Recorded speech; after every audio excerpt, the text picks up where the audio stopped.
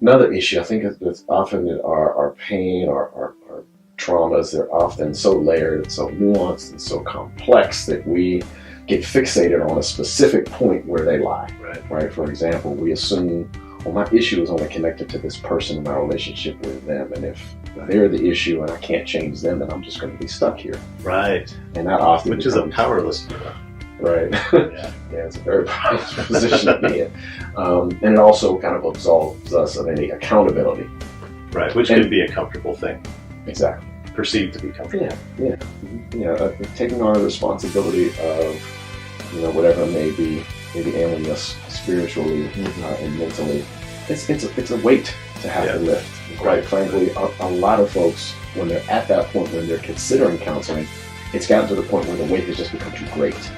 And the feeling of, if I'm going to face this, I'm going to have to take this on even more fully. I'm going to get crushed by it. And so that's an understandable, absolutely, thought process. It's kind of a normal thing to feel. That's a good perfect honest with you. Yeah. And I think we need to honor the idea that sometimes it is other people, or there's a factor or a part of it that is very much other people. Certainly.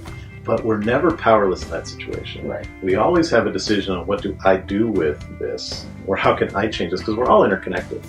And when I have people in counseling, when they have that aha moment, where it's like, oh wait, I can do that. I can set that boundary.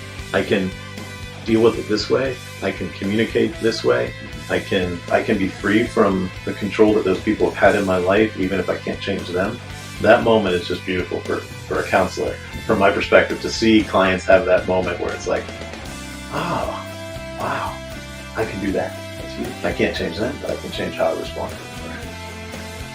I think another area that a lot of people feel powerless in is just looking at our culture, our society, the times we live in, and feeling like all of this is really a factor in the time and the culture and the situation that I live in. So it might not be, like we were talking about, blaming others or saying that other people, individuals, are the problem, but a bigger societal thing is the problem, and finding the freedom of being able to escape that controlling me. Because so even if that continues, I can still be free and I still have the power. I'm still empowered by how I handle that, how I cope with that, how I address that, and how I live it out in my life.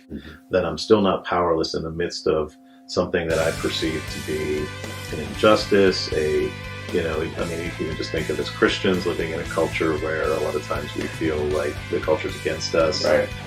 We can bring all kinds of different cultural things into that our clients might be experiencing. And a lot of times I see people that it's like, I don't feel like I can do anything about this because it's so big. But there is something you can do about how you experience it, how you handle it, how you relate to it.